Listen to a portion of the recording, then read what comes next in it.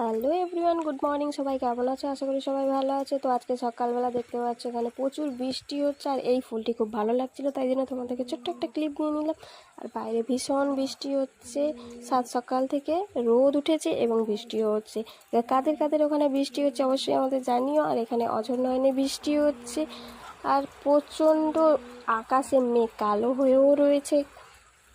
আমাদের এখানে এই যে পিঁপে গাছ রয়েছে, এটা ফল গাছ একটা রয়েছে, খুব সুন্দর। বাইরে কত ভিজে গেছে দেখতে পাচ্ছ কত।